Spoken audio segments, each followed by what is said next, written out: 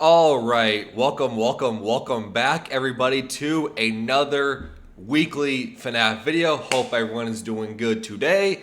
So, on tap for today, we are going to find out why characters like Monty Gator and Rotzi slash Roxanne Wolf, is there any lore implications? Are they important to the story? Like, why are they there in Security Breach? Now, me personally, off rip before I watch this video with everyone else, I don't consider it to be any lore implications because, we've seen this before where, when a FNAF game comes out and certain characters are absent from certain games, sometimes there's lore implications, sometimes there's not. For instance, in FNAF Sister Location, which is the first time something like this happened, where you had Funtime Freddy, Bon the hand puppet, so that was like the Bonnie character, so to speak. Then you had Funtime Foxy, but Chica was not there. And we were like, wait, why is Funtime Chica here? Or not there, excuse me. Instead, you had characters like Baby and Ballora to take up the mantle. But then we get to FNAF 6, and we see that Funtime Chica is a character that did exist, but they were not there in Sister Location. Same thing goes with the most recent FNAF game that came out, which is kind of crazy that we're coming up to a year since Seek of the Mimic came out, where if you look at the core four, there is no Freddy, there is no Bonnie, there is Foxy, I guess, as a pirate, but it's really just a puppet show. The only animatronic you really see is Chica, which is also kind of bizarre. So, is there actually lore story implications, or are they just trying to verify the cast just to really, hey, we're gonna have some variety, is what I meant to say, not verify. Blah. We're gonna have some variety in the cast because we want to fill Scott Cawthon with more merch. Is I think the real answer is. But let's see if there's any lore implications. Let's see. One of the most glaring mysteries of Security Breach is that Bonnie and Foxy are missing. Characters that have been a part of the franchise since 2014 are suddenly replaced by Roxy and Monty, two random new characters. In the past, I had focused on trying to solve why Bonnie and Foxy are missing and where they've gone, and I'm still fairly confident in those theories. But something I didn't address is the grander picture here. What is happening to the animatronics of the Security Breach Pizzaplex? Sure, Bonnie and Foxy are missing, but why are they still gone? If Bonnie was destroyed by Monty or something, why wasn't he just replaced with a new Bonnie? What was the goal here? Was it going to get worse? Well, genuinely, I think so. Because actually... Well, if the theories are to be believed of Bonnie versus the whole Monty destroying him thing, is...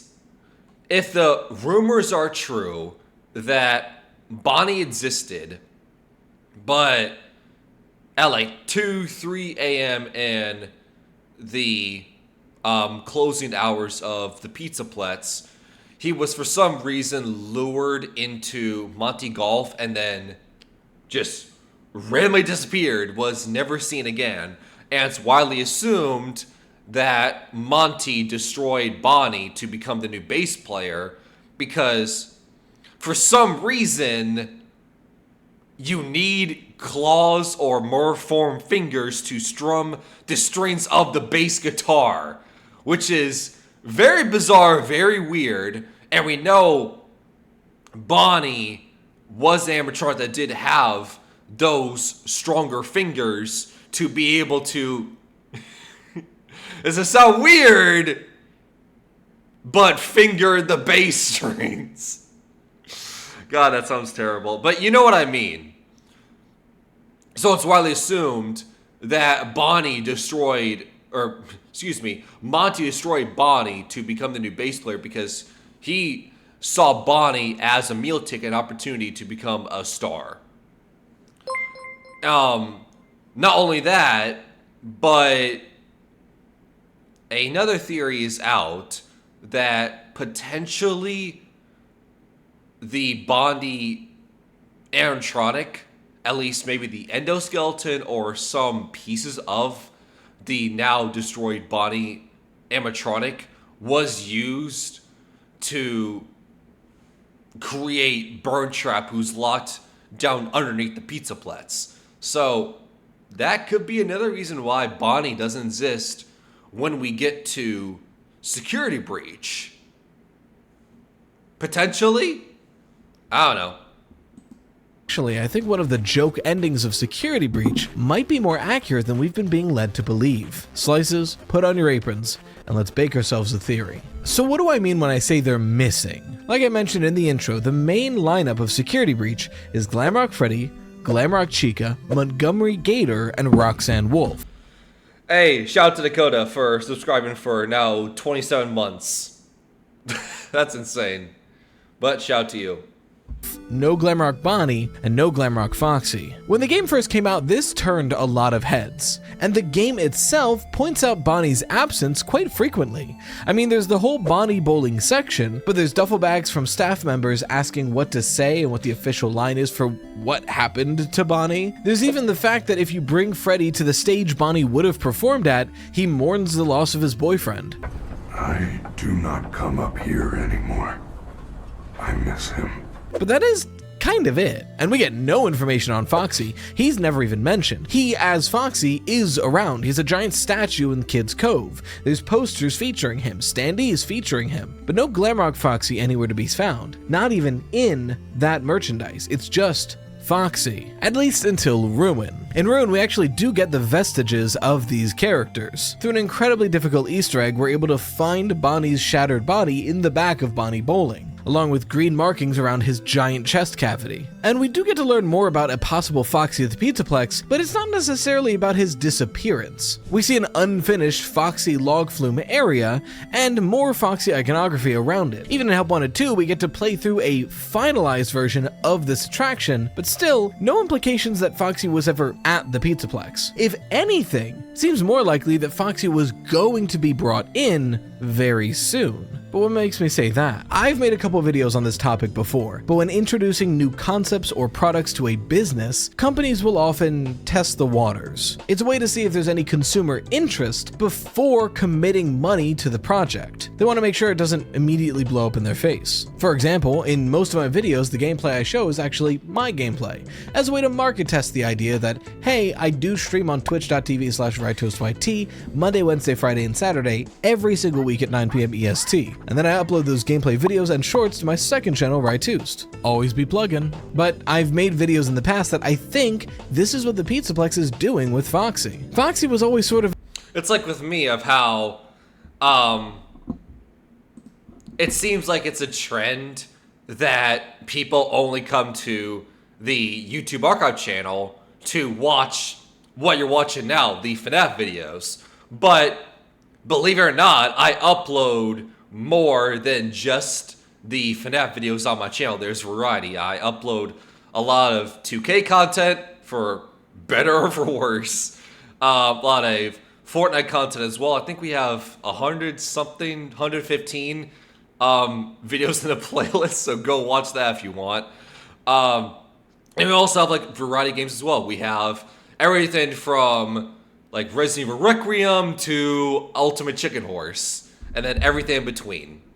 So, hey, if you like my commentary, you think I'm smart, witty, funny, a dumbass, or anything in between, go watch those other Let's Plays, playthroughs, obviously, after you watch this.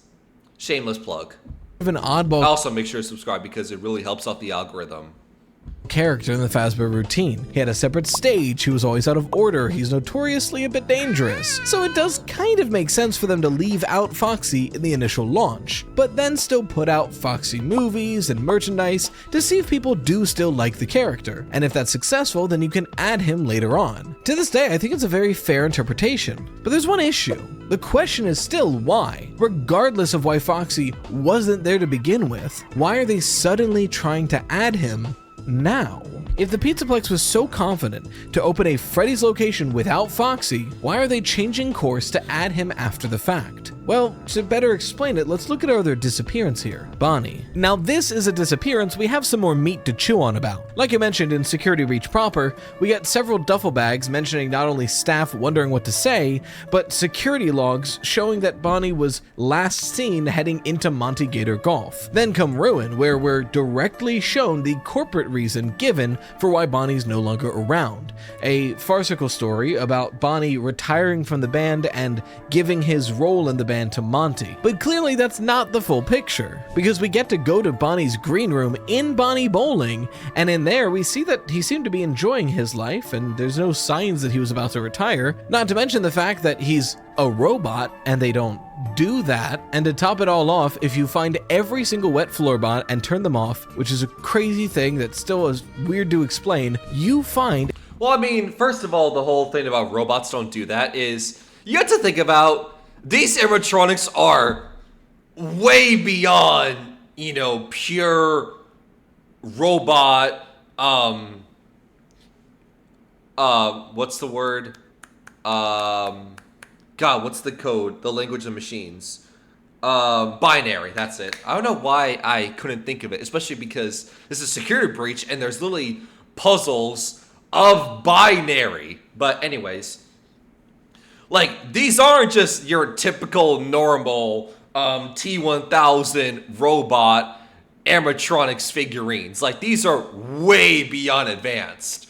Like, sure, maybe like the FNAF 1, FNAF 2, maybe FNAF 3, but I feel like that's a little bit of a stretch because the rumors out that the Phantom Ghost animatronics in FNAF 3 are tied to sound illusion discs. That's why they're hallucinations, they're not real. Anyways, FNAF 1, FNAF 2, they're probably just robots, just pure machines. But as soon as you get to, you know, the Pizza Putz era of animatronics, they're way more advanced. Like, you have Chica, who is always hungry and eats. You have Monty, who has, again, a huge ego. He wants to be a star, and that's why the theory is out that he destroyed Bonnie to become the new bass player, because again, Bonnie has the fingers, claws to be able to strum the bass guitar, and Monty saw him as a meal ticket to feed his ego to be a bass player, to be a star. Then you have someone like Rotzi, who has a bit of a narcissism, a bit of a superiority complex, where they kind of have self-esteem issues. Like, those are not things that normal robots have. So, you know, you kind of just have to dismiss that they're robots because, again, they're way beyond that. They have personalities. So, you know, if the rumor's out that Bonnie's enjoying his quote-unquote retirement, you know, hey, think about what kind of robots we're dealing with here. That doesn't sound as crazy as it is to be believed. Because, again, remember of what Sears talking about here, of how futuristic and how absurdly way beyond the years these animatronics are. Like, we believe that FNAF's its location, the its location animatronics, the font animatronics, they are early on the timeline. Like, we believe the its location is like before FNAF 1, FNAF 2 era in the timeline. But think about how futuristic the sister location font animatronics are. They have sound illusion discs. They have very advanced endoskeletons with a bunch of wires. They have scoopers. They have remnant. They have voice mimics and lures. The purpose of the animatronics is to lure kids to capture them. They are like hulking 10, 11 feet tall. So, yeah, I feel like that's a little bit of a nitpick where you kind of just have to dismiss and push it away. That, hey, these are your typical normal robots that you see. They're a little bit beyond their years. A hidden back room in Bonnie Bowling with the shattered Glamrock Bonnie behind it, all with those green markings around his torn open chest. There's a lot of interpretations on why Bonnie disappeared. A lot of people assume that Montgomery Gator is the one who took him down. After all, he's one of the more violent animatronics, and there are green markings around the chest, and he was last seen entering Monty Gator Golf. So it's a very valid explanation. I've also seen an incredible theory by Bonjanzi that I've talked about on this very channel that implies that Glamrock Bonnie was sort of the Glamrock Freddy before Glamrock Freddy, aka an animatronic that resisted the influence of whatever's going on at the Pizzaplex and was about to find out until he was stopped by those weird green staff bots just outside the underground pizzeria. Then on the chase back up, was finally caught and destroyed in the Roxy garages, which is why this carpet matches a very similar cutout shape in this carpet. But here's the thing, as fun and engaging of a theory as it is to figure out exactly why Bonnie was destroyed, there's something many of us really haven't talked about, and that's why he never came back. Sure, he was demolished in some weird series of events, but why did they just leave him remain demolished? There's literally a warehouse filled with dozens to hundreds of Glamrock endoskeletons ready to be utilized at a moment's notice. It's almost comical how many backup endoskeletons they have at the ready at any given time. Do you really think a company that's wasting this much money to make these many extra endoskeletons doesn't have a couple extra exoskeletons? Surely there's a couple extra casings lying around that could be utilized. So even if this body was destroyed, why didn't they just make a new one? Vanessa herself threatens Freddy in Security Breach, saying she'll slap his casing on a new endoskeleton at a moment's notice, which implies it's not difficult to recreate these animatronics from the ground up. I wouldn't doubt if they streamlined it, just plug the endoskeleton in and say, be a Freddy, and it's a Freddy now. Yet they don't. Keeping the group as Freddy, Chica, Monty, Roxy, and planning to add Foxy is a deliberate and continuous choice. So then, why? What do these characters have in common that would give somebody a reason to make them the frontliners of the Pizzaplex? Again, rumors still out if maybe, I don't know, if it's the full Bonnie destroyed animatronic, because again, we do see it in a back room in Ruin, and the timeline's a little bit off of the end of Security Breach and then Ruin. How much time has passed, and then the theory's still out of what ending's even true or canon. But could it still be possible that some of Bonnie's parts, endoskeleton, was used to create burn trap underneath the Pizzaplex? That's why it's not as easy to create a new Bonnie. Potentially? Well, there is one connection we know of definitively in a post-Secret of the Mimic world. Almost all of them are Murray's Costume Manor original characters. Ha! Hold on. Let me chew on that for a second. Let me do a big old bite of 83. Because bite of 87, who cares? Get out of here. Nobody cares about the bite of 87 anymore. Everyone cares about the chump of 83. Alright. Let me chew on that for a second.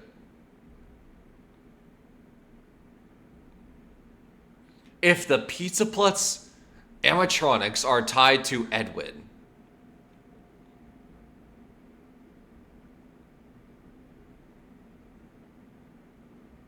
I mean, on one hand, I see it. I see the vision. And again, I have not seen this video. I never see his videos beforehand. So I don't know where this video is going, but I'm just thinking about it. On one hand, it makes sense. Because if you think about it, the Costume Manor animatronics, we obviously know the F10N4 later becomes the Mitz machine in Ruin. Same machine, same location, or at least a later location, right? Same machine, later location. Okay, that makes sense. And we know that the animatronics in the Pizzaplex, Freddy, Chica, Monty, and Roxy, they're tied to the VR, AR, Mitsis, Mimic. It's had so many languages and translations. It's tied to that network in the Pizzaplex. That's why the rumor's still out of Charlotte the Puppet being a poltergeist and possessing the pizza putz, and that's how they're able to control and manipulate the animatronics and the pizza putz. Because Charlotte's being a poltergeist, we know the animatronics are, again, tied to that VR, AR network, and that's why you see a lot of, nightmare-own imagery throughout the pizza putz. But to make it even simpler than that, if it's not Charlotte that we've been thinking about for years, point blank period, the animatronics and the pizza putz, the Mrs. Machine, are linked, connected. They're tied to the same mimic VR AR network. So they're connected. And the Mrs. Machine predated all of that and originally came from the Murray's Costume Manor. So that would in turn, hey, if Fiona, F10, and 4 later becomes the Mrs. Machine, and the Mrs. Machine is tied to the animatronics, then they're connected, right? Again, I see it. I see that vision.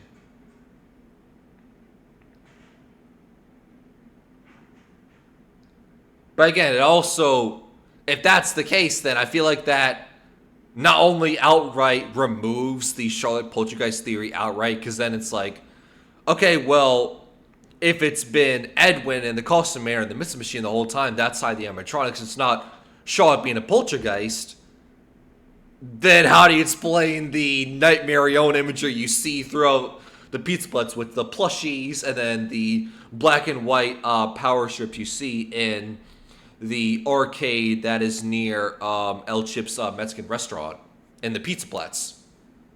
So that goes unsolved then, and that's a little bit confusing. Okay. So on one hand, I feel like that is the argument, that's the vision. And again, I can see it. But, and I'm not trying to, say, oh, but actually, because I'm a firm believer of that Charlotte poltergeist theory, and that's why I'm going against the grain and going against this theory. But if we're being honest here, if that's the case, that Edwin is tied to the set of animatronics as well, couple problems with that. And I brought this up in my review when I finished playing Secret of the Mimic. And to me, that issue gets exasperated again if even these animatronics are. And what that issue is, that criticism is that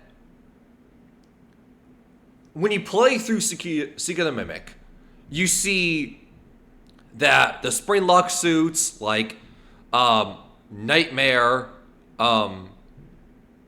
the Nightmare Fredbear from FNAF 4, the yellow bear with purple hat and bow tie. You see Monty Gator.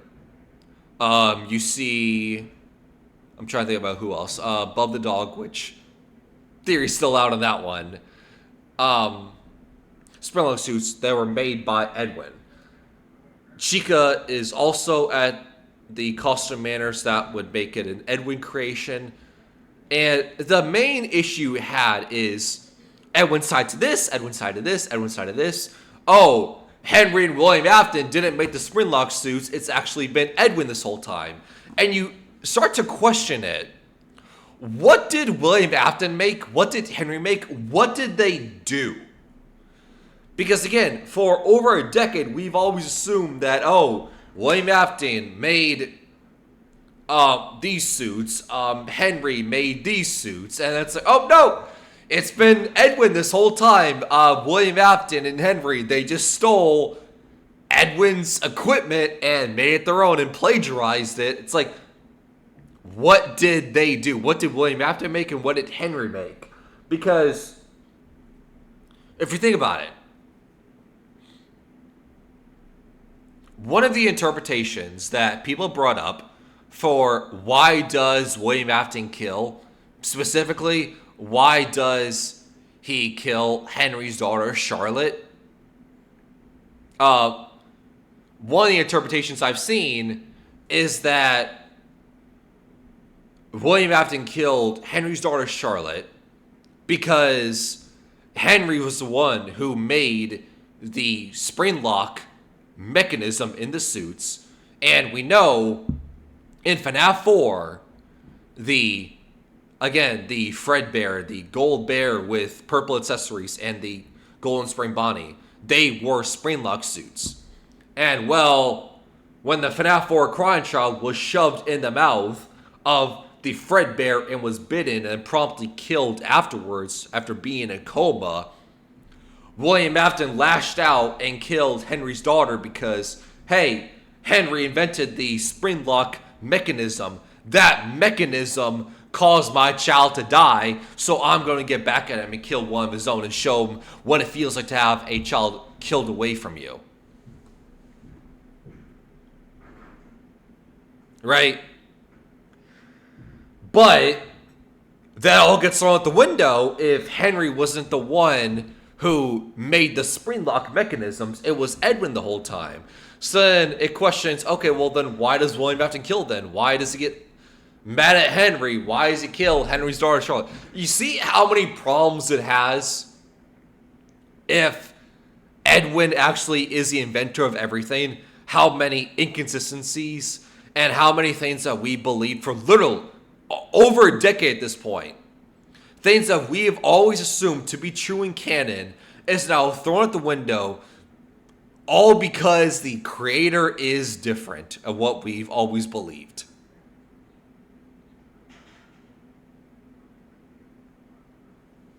Because here's another example of something we've always believed and now is just thrown out the window, is Chica.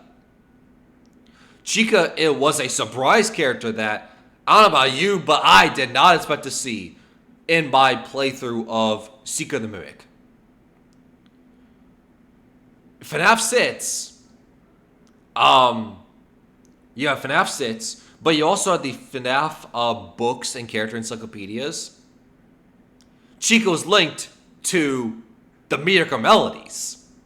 And if you don't have a FNAF encyclopedia of characters like I do, let me tell you what the Miracle Melodies are. The Miracle Melodies are these weird off-brand animatronics that get introduced in FNAF 6, but later become very important, arguably top 5 most important characters in Ultimate Custom Night. And there are these weird off-brand characters. There's a Happy Frog. There's a pig playing a banjo with a southern accent. There's an off-brand brown bear who has just enough of design uniqueness and enough of a southern accent to avoid copyright from Freddy Fazbear. You had Ned Bear. And then the books call out a weird bird girl. And you're like, huh, a weird bird girl. What bird animatronics are in this series? Chica, perhaps? A yellow chicken, duck, bird with a bib? Huh, that kind of fits the southern theme more than, you know, a brown bear, a blue rabbit, and a pirate fox. You know, kind of fits the southern camp a little bit better. So, okay, Chica's a Miracle Melody. Just to expand out a little bit more in the explanation, the Miracle Melodies were first seen in FNAF 6. And we know that everything we see in FNAF 6 was made by Henry. At least we believe that to be the case. As of now, that's the case. But hey, maybe Seeker the Mimic also throws that out the window. But we've always believed that the FNAF 6 Pizzeria Simulator was made by Henry. The bunker itself and all the animatronics you see in FNAF 6 was made by Henry. Miracle Melodies, made by Henry. Chica being linked to a Miracle Melody. Oh, did Henry make Chica? Because she'd be a Miracle Melody then. And that's what we've always believed. But then you get to Seeker the Mimic, and you see Chica rolling around rollerblades. And you're like, huh, that's a little bit weird. That's a little bit bizarre. Not only that, but you see blueprints that, wasn't it? Fiona, Edwin's wife, was the one who made the blueprints and the design of Chica.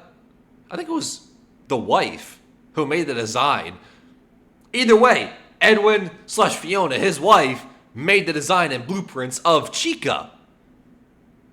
Even though we assumed that Chica was a Melody made by Henry in the Melodies, but then was bought out and then joined the FNAF crew later on. But I guess not. Because, I don't know, this probably feels so convoluted, and I apologize. Because, hey, there's a lot to dive into in FNAF. But the reason why I bring up the Chica being a Micro Melody, FNAF Citizen later joining the game, and I kind of teased it, but it's because it's also something that happened in real life. That, you know, jury's still out, but, you know, I think you and I can agree that Five Nights at Freddy's, at its core, and Chuck E. Cheese have a few striking similarities. Animatronics, pizza restaurant, arcades, just night and day. Jury's still out on the Chuck E. Cheese animatronics are haunted. But the reason I bring that up is because, hey, if the series as a whole is inspired by Chuck E. Cheese, well, that's something that happened in Chuck E. Cheese in real life, though, that there was a set roster of animatronic characters, and there was another off-brand location made by a separate company that went bankrupt, but that off-brand bankrupt company was bought out by Chuck E. Cheese and then merged together to become one company. And not only that, but some of the characters from the off-brand bankrupt company joined the Chuck E. Cheese game and became part of the roster because they were popular enough to have some staying power. Then take that context of what happened in real life into FNAF. You have like Freddy, Bonnie in the Freddy Fazbear chain company. Chica, Mediocre Melodies, made by Henry. Their company is off-brand, going bankrupt. They need money. Freddy Fazbear Entertainment buys out Henry's business, the Mediocre Melodies, and they become one company, Fazbear Entertainment. Chica has enough popularity, staying power to join the Freddy Bonnie roster and is a permanent character from the foreseeable future. Which again is literally what happened in real life. Happens in the series. But again, that is something that we have interpreted for a decade, but seeing Chica in Chica the Mimic kind of throws that all out the window, because instead of it being Chica being invented by Henry and their company being bought out, now it's Chica existing before all that. I like the shirt, by the way. Wouldn't you know it? But it's a Gamer Subs original. That's right. Both Not spawned. This is Mimic was finding out how many characters that we thought were Fazbear brand characters originated from Murray's Costume Manor. I mean, the moment we enter the facility, we literally see a standing animatronic of an alligator playing an instrument. And even if you're not convinced that this is supposed to be Monty, what about this Springlock suit that looks a lot more like him in the end of the game? Both Roxy and Foxy are directly name-dropped in the Puppet Show play featuring both of them. Not to mention, Roxy has her own shootout minigame, so she's so popular, she had 2 variants. And, according to the home tapes we find in Murray's house, Roxy was one of the first characters Fiona designed as a puppet for David. And then we get to Chica, who... Not only that, but one more Roxy nod is in the very beginning of the game, when you first enter the Costume Manor, I think even before you speak to hand unit and a field about the lore implications of what the mimic endoskeleton is, you open one of the gift boxes and out pops out a cowboy hat that literally has the scroll text in cursive letters that says property of Rotzi or just Rotzi on its own. Was an entire section dedicated to telling the player that although Chica's Party World is actually a different restaurant, they commissioned Murray's Costume Manor to make the animatronic, which means Foxy, Roxy, Monty, and Chica were all animatronics originally designed by Fiona Murray. And in a world that we know a large part of M1/F10N4, Fiona in Lead Speech, was based off of Fiona Murray's personality, the idea that that very same mimic is controlling the Pizzaplex and now is slowly replacing all of the main characters with characters that are its creations makes perfect sense. But I hear you, sure, this can all line up, but what about Freddy? Isn't he too iconic to risk? Could they really replace Freddy Fazbear at the Fazbear Mega Pizzaplex? Could they? Could they get rid of my boy, Kellen Goff, the absolute GOAT? Which, unfortunately, I'm wearing a Death Note shirt. It was either this or my Shoto Todoroki MHA shirt in the same design. But I've said this time and time again that Kellen Goff, the absolute GOAT, voices a huge cast of Freddy characters and then beyond in this series. But Kellen Goff also voices Shi Asaki. I don't know how to pronounce his name. I'm sorry. I just say Overhaul, the villain from MHA, My Hero Academia, which is awesome. But anyways, can Freddy not be the main character? Well, let's think about that for a second. First of all, Freddy already kind of fits that mold of not being the prominent character in the franchise.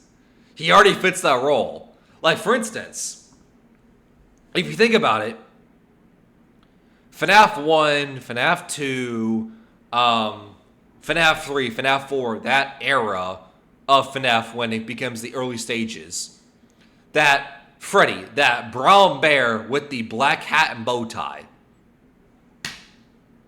what honestly is special about him? What is unique about him? What lore story implications are there of him?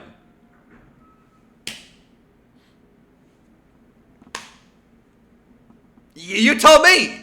You tell me what stories are linked through the brown bear Freddy Fazbear. What story lore implications are there? What staying power is there? Chica's important because, again, of the Miracle Melody stuff. Chica is tied to Susie. Susie is the one who, quote, died first. They have seen everything. So Chica's important. Golden Freddy is very, very important. Bonnie is used as, at least a Sprint-like version of him, is used as the suit for the killer William Afton to kill kids. What does Freddy get? What staying power, relevant story implications does Freddy have? Nothing. Golden Freddy's important. Chica's more important. Bonnie's more important because, again, the killer used a spring Bonnie to kill kids. And Freddy just exists. So, it already kind of happens. But hey, that's just a theory. Well, in some timelines, they do. One of the less talked about endings of Security Breach is the loading bay exit, because ultimately it does feel a little silly. Every other ending has some sort of gravitas about it. I mean, the main exit shows Gregory being captured and killed. Obviously, the Burn Trap and Vanny endings are super important because they tell us more about those antagonists. Already, that's 4 of the endings, all being very important to the lore. Then there's the fire escape exit and the loading bay exit. 2 of the weirder exits, to be fair. You actually need to collect a certain amount of collectibles to even unlock them. But when you do, you get heavily rewarded. The fire escape ending is one of the most confusing of all, showing us that the person behind the Vanny mask was Vanessa, and then immediately showing Vanessa. Dun dun dun! Vanessa is tied to Vanny. Vanessa, Bunny. That can't be a coincidence. Herself looking sadly upon her own body. This has spawned dozens of theories and is incredibly important to the lore. And likewise, when you unlock the loading bay... I don't know. Chat, what do you think of that? Is it the Steel Wool outright saying that Vanessa and Vanny, the person in the rabbit suit, are different people? Or is it more my interpretation, my thought process is it's just the outright ghost or soul of the Vanessa security guard hovering in the Pizzaplex because, for lack of a better term, you have not freed her yet. She is still shackled to Burn Trap. She still has the Glitch Trap virus inside of her. You have not freed her yet because you have not done the 3 Princess Quest minigames. What do you think? Exit. You get Gregory running over Mapbot, jump-starting Freddy with a car battery, driving off into the sunset, and this newspaper article saying that fucking glam rock Mr. Hippo takes over in the band. What? It feels very deliberately silly, which is weird because all of these endings are very serious and very filled with lore, except for the van ending. Or is it? Maybe this news article, this seeming joke, is meant to be the new face of Freddy Fazbear. Well, I mean, is Monty the face or would it be Monty? Because looks, Monty is more front and center. He's in front, if you look at perspective, he's literally standing in front of Mr. Hippo. Be the lore we're walking away with, because wouldn't you know it, but the moment Freddy is unavailable, the replacement they use is yet again another Murray's Costume Manor original. Remember that Monty that I showed you? Who's directly next to him but Mr. Hippo? Double that down with the fact that Mystic Hippo, a branch off of this character, shows up and help. Sorry, I'm not gonna dab. I think that has overstayed its welcome power. Being a dick at all, I think people know what a dab is anymore. Wanted to, and again in Secret of the Mimic. This ending is telling us that if Freddy, for whatever reason, ever goes out of commission or disappears, it would be replaced by yet another character designed by Fiona Murray. So what is the implication here? I wouldn't make this whole video just to say that Fiona likes her own characters and wants them to be part of the band. What does the band slowly being replaced with characters designed by Fiona Murray actually mean? I think this is telling us that the Pizzaplex is already fully under the control of M1 or F10 and 4. Think about it. Every time one of the animatronics gets destroyed or goes away, it's replaced by a character designed. Damn it. I unplugged the headphones. All right, hopefully we're good. I think we're good. Okay. Sorry about that.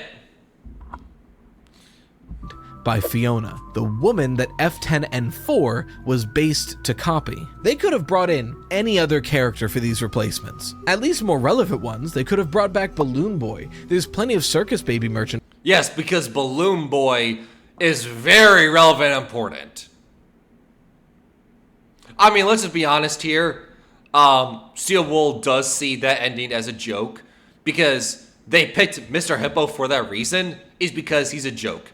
Everybody knows and loves Mr. Hippo because of the death lines from Olsen Custom Light, where he's going those 10-minute long tangents you can't skip, and he's talking about feeding ducks and the difference between white bread and sourdough bread. Like, everyone loves it. It's comedic. It's fun. And I feel like that's the reason why Steel Wool chose Hippo of all reasons because, well, who doesn't love Mr. Hippo's iconic death lines in Custom Night? It could have been Circus Baby or Ballora, who in the novels do occasionally show up. Ballora has her own weird fitness attraction in the books, which is, by the way, I think one of the scariest books for me. One of my biggest horrors is cave diving, and that scratches that itch in a way that makes me very uncomfortable to read it. But instead of any of these characters that have branding and merchandise all ready to go... Well, a couple things about that. The thing about Ballora is... Again, it's never been confirmed. It's always been speculation at best, or assumptions. But the widely believed assumption that we're like 99.999% of the way there we believe is to be truthful is that Ballora was made in the likeness of William Afton's wife, Mrs. Afton. We don't know her name. We believe it to be Clara from the Moral the Restless cartoons with the vampire in between Knights of Sister location, but again, that's just speculation, but an assumption at best. But we believe that Ballora is in the likeness of Mrs. Afton, the wife. And the reason I bring that up is because a theory's out of who is the new CEO, who is running this new era timeline of Fazbear Entertainment. Because you remember, in the canon ending of FNAF 6, where you lure all the animatronics into the bunker and you burn it all down, after Henry's iconic speech, you're introduced to one more ending speech with the GOAT Andy Field, and he talks about how there's no reason to come back into work. Fazbear Entertainment is no longer a corporate entity. It's been completely shut down. Fazbear Entertainment is no longer a corporate entity. It's been shut down. But then you have these VR in-universe games and this giant mall pizzaplex being built at the same time. Why? How? How do you go from Fazbear Entertainment, it's no longer a business, a corporate entity, but now you're building in-universe VR games and mall pizzaplexes? Like, that sounds the exact opposite of the business no longer being around. And not only that, but it gets even crazier. Believe it or not, this series gets crazy.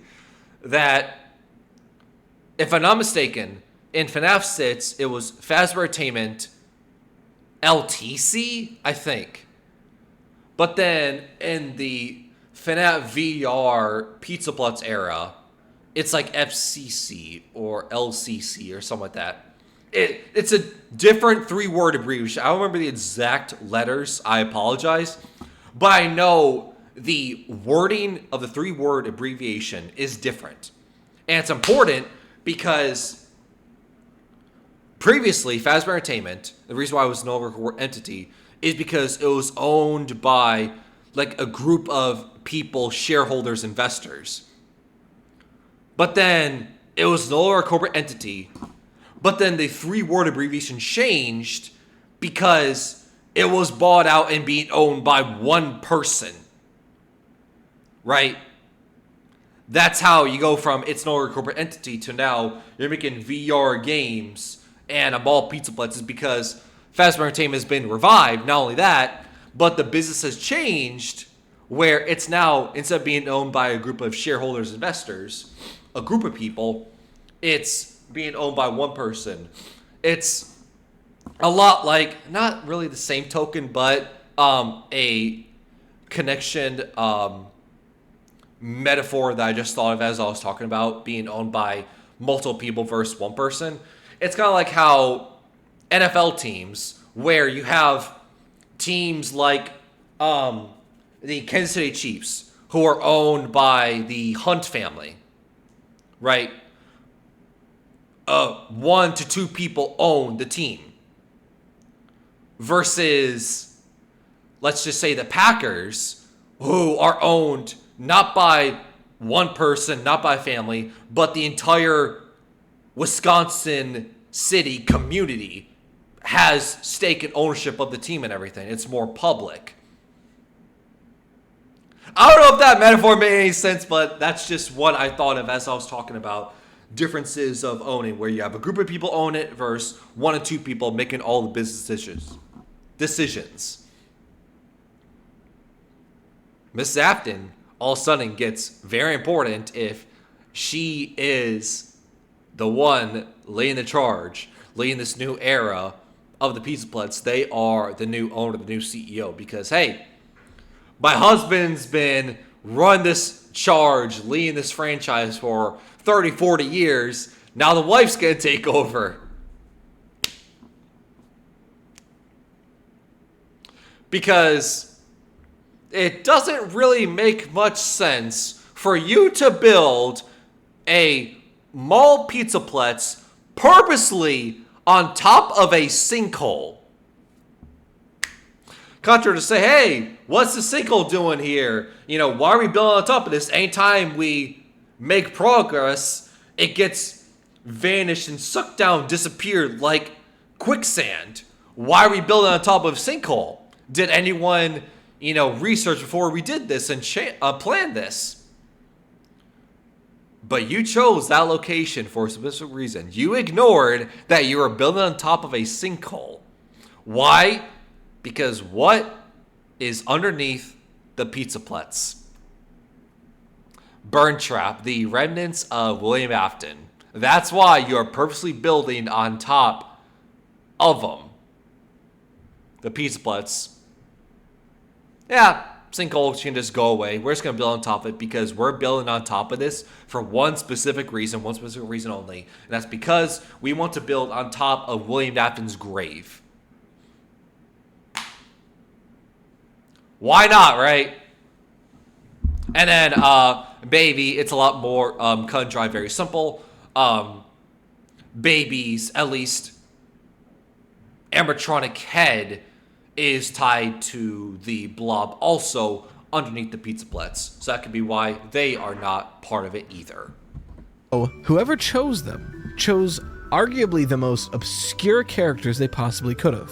Characters that, as far as we know, have not had any promotion or relevance for half a century. Why did they pick them? The only logical answer I can figure is that Fiona was the one who picked them, which implies Fiona has control over what they're picking. So is M1 or Fiona Glitchtrap? After all, Glitchtrap seems like a mimic variant, and Glitchtrap does seem to have his greedy little paws all over this facility, but I think it's easier to make the case that Glitchtrap seems to be coded as if it's trying to still infiltrate the Pizzaplex, not already fully controls it. And I think Fiona fully controls the security breach Pizzaplex. Frankly, I think this is what the puppet imagery we keep seeing. Again, I brought this up early in the video of if it's been Fiona, F10 and 4 the whole time, that kind of negates and that kind of pulls away from the theory that I personally had for years, that it's been Charlotte the puppet being a poltergeist in the Pizzaplex. That's why you see the puppet imagery nonstop in the Pizzaplex. Was meant to convey. Not that Charlotte's still around, rather to show us F10N4's influence. In Secret of the Mimic, who is the first major antagonist and the character in basically all of the marketing? Jackie. I mean, for God's sakes, she's fucking Backy. To be clear, M2 is the one wearing Jackie during the game. But yet again, for the umpteenth time, Jackie is a character designed by Fiona Murray.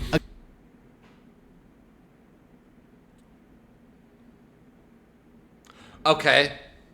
A character who, when damaged during the chase sequence, begins to look a lot like Nightmare-Own. Something pointed out by several other theorists. Similarly pointed out by other theorists is that her jump scare noise has the Nightmare-Own FNAF 4 jump scare buried inside of it. And what do we see all over the pizza place? Wires and cables that look a lot like Nightmare-Own's limbs. Staff bots that on a dime can look like Nightmare-Own. And And this is some of the evidence of why we believed Charlotte to be a poltergeist possessing the Pizzaplex is because of those things. The black and white strips on the ceiling, looking like the arms and legs of the puppet, being like Nightmare Own with the staff bots. And whose jump scare has that same Nightmare Own FNAF 4 layer undercut inside of it. There's Nightmare Own plushes all over the facility. F10N4's influence, if being shown like this, infiltrates every aspect of the Pizzaplex, but it goes one layer further down. Fellow theorist Johnny the Night Guard noticed something insane recently. The All right, let's hear it. nightmare sound effect also plays when you get jump scared by nightmare staff bots in Security Breach, Yeah. which also look like Nightmare Own. I also found conduit tubing that looks just like Jackie's arm in the nightmare staff bot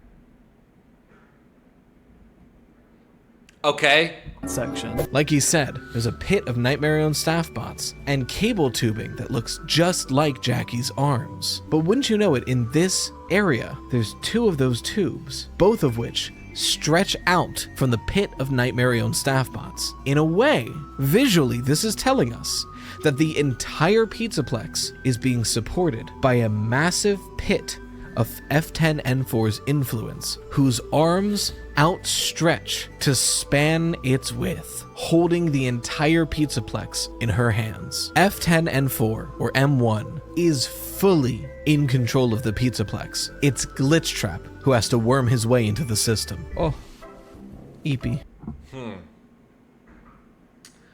That... I don't know. Again, I'm not denying this because I like my Charlotte poltergeist interpretation a lot more, and it's confirmation bias where I'm refusing any other interpretation. It's not that at all. It's not that at all. But man, I will say, there is evidence in this interpretation, and there is an argument to be made.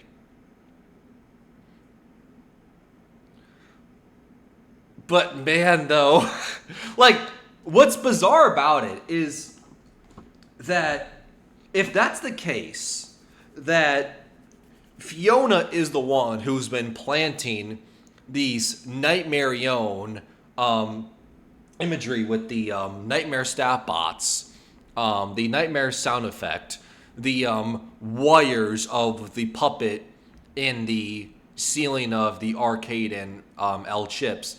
If that's true, that it's just been F10N4 Fiona, I'm just going to say Fiona because I feel that's a lot easier to say than F10N4 every single time I'm talking about it.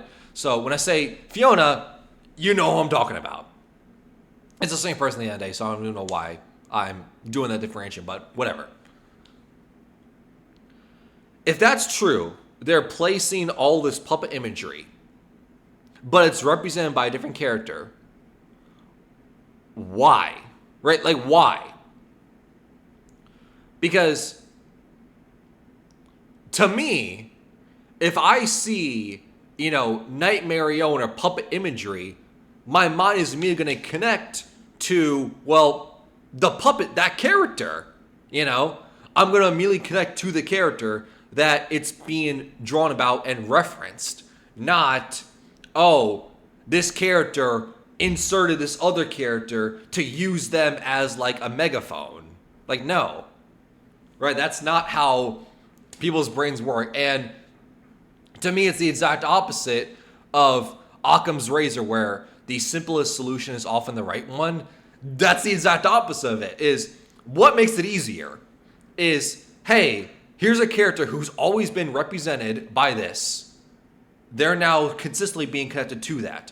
Puppet Charlotte has always been connected to Nightmare Own. They've been connected to that since the FNAF 4 days in 2015, the Halloween DLC. Charlotte Puppet has always been connected to that. Right? That's always been the headcanon we've lived with. And now we have this interpretation where possibly now the puppet imagery and Nightmare Own imagery that we've seen is now being represented by Fiona in the Pizza Plex. Just now recently. Even though we literally have a decade's worth of evidence in context that says, hey, the Charlotte has been connected to Nightmarion, and now it's been Fiona this whole time. Well, that kind of removes a decade's worth of evidence and backing, doesn't it? Right? It's kind of the same breath, but not really. But I'll say this anyway since I'm talking about it. It's kind of in the same breath. It's also the same thing of how I was talking about with like the NFL teams of how, hey, some teams are owned by, 1 and 2 people versus like the Packers who have like, well, they don't have like a pure ownership. They're owned by the fans, the group, the city.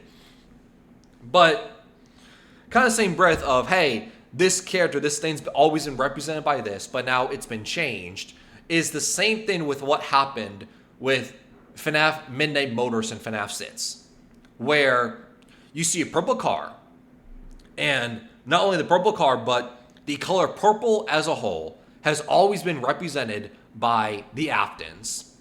Purple has always been the evil villain color. It's always been represented by the Aftons. So when you're driving a purple car in Midnight Motorist, you expect, well, the person to hop out the car is William Afton. That's what you expect. We've seen the purple car drive in the FNAF 2 minigame in the public minigame. And also with the coding with like later that night, meaning later that night after they killed Charlotte.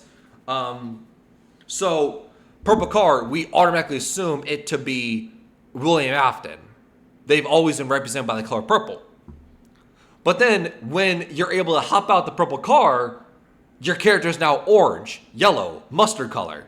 And you're like, wait, what the heck? William Afton has always been represented by the color purple. But now, in this one iteration, their color is different. And you're like, is this supposed to be a different character? Because William Afton has always been, drawn and connected to the color purple, but now all of a sudden he's drawn in this different color. Why? Of this one time when we literally have all these years, all these evidence of William Afton being connected to the color purple, and now for this one time, he's not drawn in the color you expect. Kind of same thing here. That Puppet, Charlotte, Nightmarion has always been connected to each other. But then you have Fiona now being connected to Nightmarion and the puppet imagery. It's like, well, no. Well, what about Charlotte being connected to the puppet imagery for over a decade? What happens there? So, I don't know. Let me know your thoughts. What do you think is your personal headcanon? Because at the end of the day, I'm saying all this not to dispute, not to say that I have confirmation bias, because at the end of the day, they're all theories. I just do this because it's fun and I enjoy it. And, well, I enjoy FNAF, believe it or not. But, I don't know. Let me know your thoughts of what you think. What interpretation is your headcanon? Do you think that it's Charlotte the puppet possessing the Pizza Plex as a poltergeist, and that's why we see all the puppet imagery? Or is it Fiona possessing the Pizza Plex, and they are self-inserting the puppet imagery as like a megaphone? What interpretation do you believe? Let me know.